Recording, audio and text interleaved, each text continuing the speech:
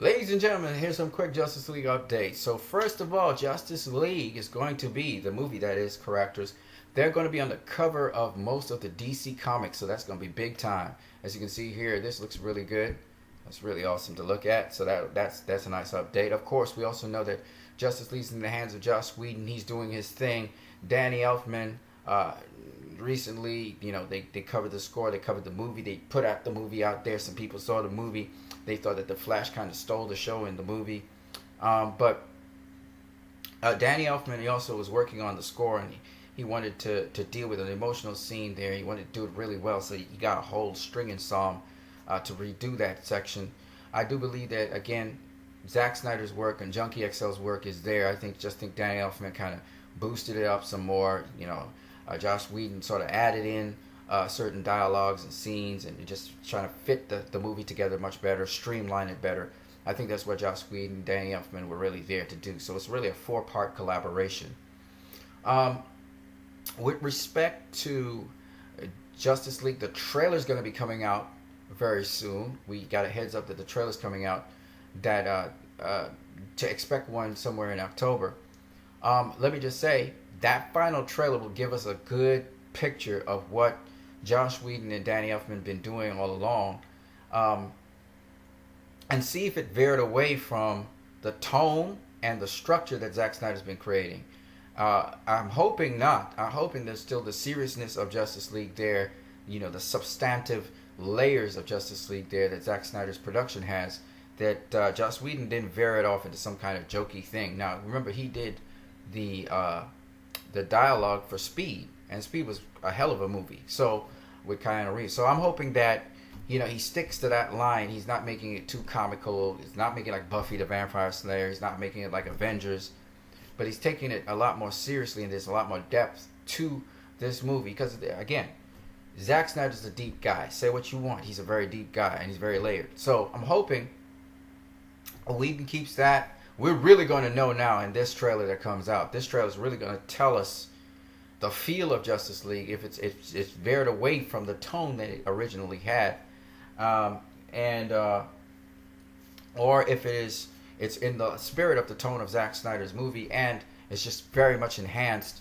Also, I'm hoping that after we see this trailer, that we get a good feel for the characters in Justice League, in the sense that they've been doing some intros about the different characters, Barry Allen and Aquaman. We saw those on YouTube. But now, just a nice feel for the characters in Justice League. Just a little bit more feel for them. I don't really care to know anything much more about Steppenwolf. I don't really care about that. I don't really care to know anything about Superman right now. I don't want let him be the mystery guy there. So just a little bit more feel for the Justice League, so we know what we're getting into, and that's it for me. I don't need to know about Steppenwolf. I don't need to know about nobody else. Also, I'm not going to be watching anything else after that trailer comes off. That last trailer comes out, I'm not watching anything else on Justice League. I'm not going to be following no news, so the guys don't expect me to be. Don't even ask me any questions about Justice League. I don't care. I'm just going to be focused on other things until the movie comes out, and when it comes out, I'm not even going to look at the critical scores, the critical assessment. I'm just going to go straight to the movie. I'm not going to watch anything. I'm going to go see the movie for myself. When I come back out, I'm going to take in anything else. I don't want to know anything about the movie at all. I don't want to know anything. So once the last trailer comes out, I'm going into the dark. Forget about it. I'm not concentrating on anything concerning Justice League. Don't ask me any questions about it either. On to Wonder Woman. So Wonder Woman is on the verge of being the #1 superhero origin movie. I just want to say, Spider-Man Homecoming was a hell of a success. The only thing that beats it back is Spider-Man 3, Sam Raimi's Spider-Man 3. Hell of a success. And what I want to say about that is that I think that Homecoming, the reinvention of Spider-Man, was very successful. I think the bulk of their success was from, again, China and Japan. Japan really loves Spider-Man, and China really did their bit as well. So I'm really happy for that. I want to tell you guys, go out there, and if you can, go check out Thor Ragnarok.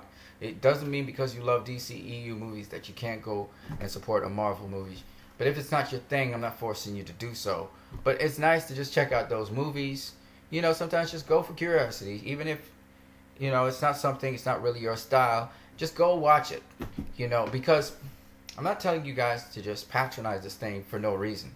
It's a comic book movie, and comic book movie. Okay, if it's not your thing, you're not going to go see it. But comic book movies are supposed to be fun. You know what I'm saying? So go out there and have a fun, have a blast. If you got kids or whatever, bring them. Let them go see Thor Ragnarok as well. I'm glad these movies are being successful. I'm glad these movies are doing well. And that's the whole hope of the whole thing. It's not about picking sides. And if you like the DCEU, that's what got you out to watch comic book movies, fine. You know what I'm saying? But at the end of the day, if you got the money, go out there, check out the movies. Come back on here and leave your comments about them. You don't have to trash something to put something up. All right? Spider-Man Homecoming was a good movie. I liked Wonder Woman better because I thought it had more substance. But Spider-Man Homecoming was a good movie, man. And the box office proves that. So I'm so happy for Spider-Man Homecoming. I'm also happy for Wonder Woman.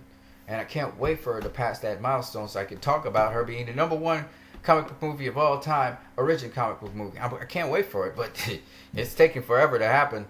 I don't know what the Japanese, I don't really know what their real box office is. They're telling me it's $10 million, a little bit over $10 million, but I think it's more than that. But we have to wait for the adjusted figures that might come out a couple weeks later.